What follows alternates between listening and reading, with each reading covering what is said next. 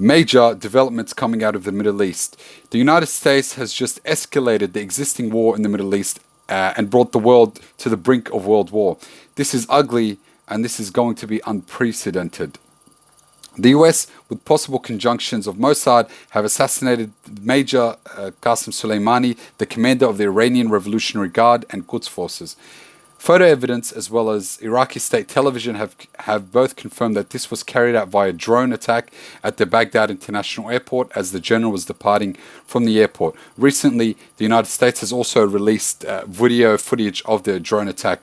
Now, there's photos that have come out showing depicting the dismembered and disfigured body parts of General Qasem Soleimani as his body parts lay around the burnt wreckage of a vehicle. So horrific and disturbing photos, really.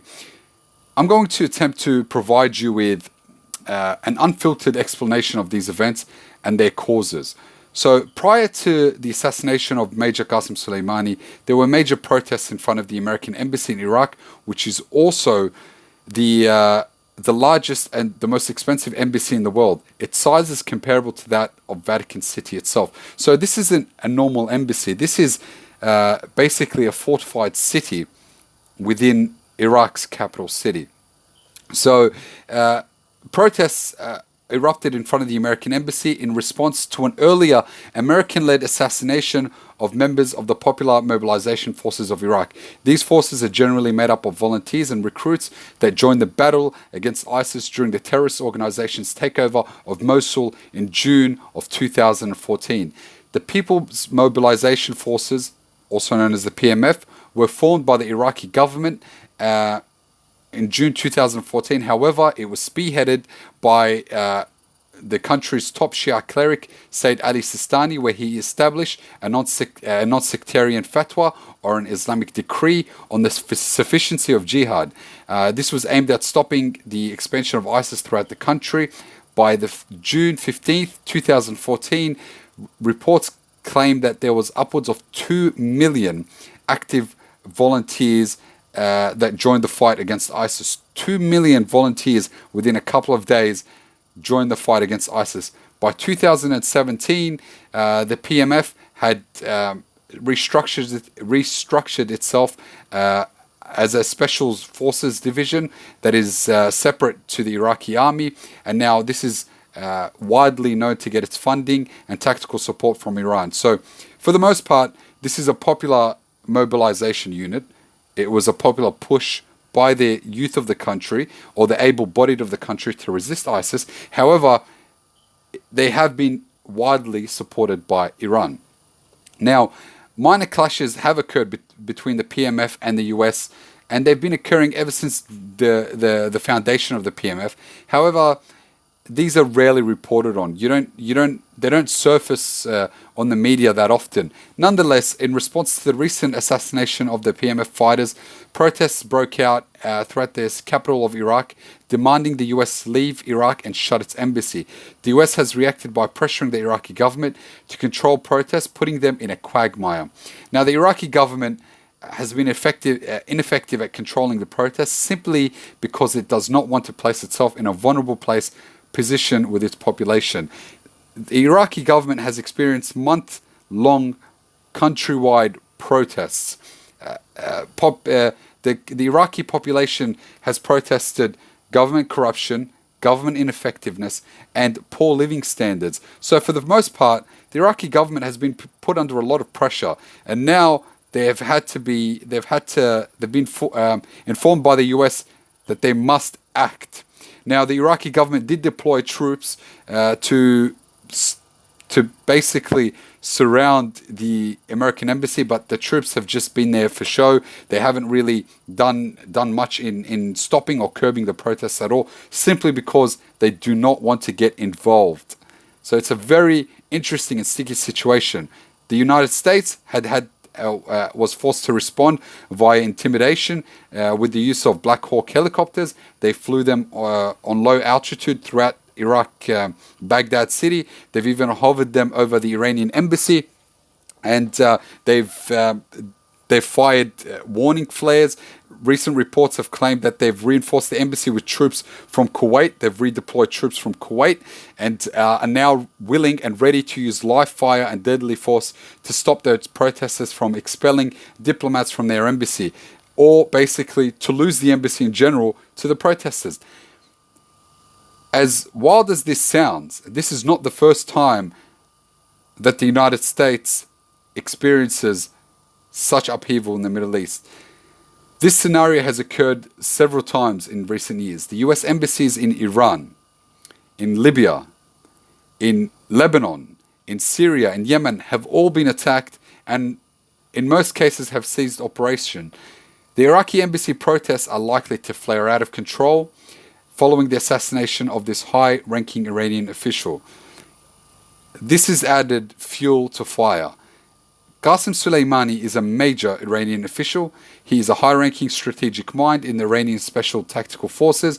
He has been the head of the Special Quds Force, the equivalent of the American CIA.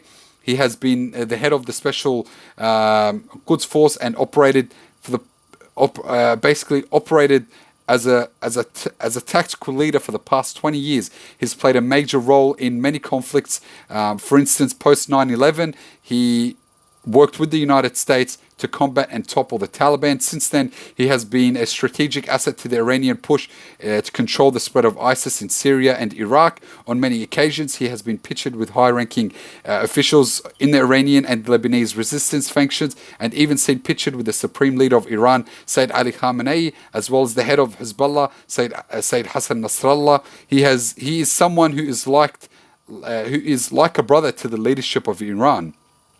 He is a valuable asset to Iran's national and international plans. He has been in combat his entire life. He is loved and respected by his soldiers for his strategic genius and charismatic nature. In the past, many attempts have been made on his life. However, they've all been foiled. The most recent of these attempts was the Mossad attempt to plant explosives in a shrine that he systematically visited. This attempt was also foiled by the Iranian Revolutionary Guards Corps. So now that this has all occurred, what are we going to expect from Iran? What type of response are we going to see? Well, first things first, neither side wants war, and that's clear. If the US wanted direct escalation with Iran, it would have done so many months earlier. The reason for the assassination this time appears to be an opportunistic one. This is definitely not the environment or time for it. Ideally, the US would want to assassinate the Iranian general and deny involvement by using a third party or extremist jihadist group as to not fully escalate the situation. Surprisingly, the Trump administration, for some reason, has carried the attack out publicly and even celebrated it. Donald Trump had earlier today tweeted a picture of the American flag after the assassination had occurred. So I'm not sure what to expect from these developments. But in terms of an Iranian response, here's what we can expect. Now, let's look at the response of one of Iran's closest allies, Hezbollah. Hezbollah, in retaliation to the Israeli assassination of two of its leading commanders in a similar airstrike in late February of 2019, Hezbollah responded by producing a controlled and limited attack on an Israeli border patrol convoy. Now, this attack was aimed at basically portraying a message to the international community and to Israel itself. This message was, we can attack you at your most highly fortified location. We are ready to attack you, and we are prepared to. So, generally, Hezbollah would retaliate in part. Now, with respect to Iran, the situation is different because we can understand and we can be sure that a response is imminent. Nevertheless, its severity is unknown. Nothing like this has been witnessed in recent history. It can be likened to the assassination of Archduke Ferdinand of Austria that led to the rapid escalation of events resulting in World War One. Yes, the assassination of Major Qasem Soleimani is similar to the assassination of Archduke Ferdinand of Austria. This is not a normal person. This is one of the Iranian elites. This attack is profoundly significant for the Middle East. The US forces have already started reinforcing their installations throughout the region in preparation for an all-out Iranian response. I don't think Iran will attack US troops. I don't think Iran will attack locations of high US troop density. However, I do expect a calculated and strategic response that will undermine the US in the Middle East. Iran and its allies have a tit-for-tat confrontational diplomacy. So we can expect a response that Iran sees fit, perhaps via its proxies, or even a direct attack by Iran. Whatever the case is here, it is clear that a retaliation will occur, but the question that lies here is how will the United States respond after that?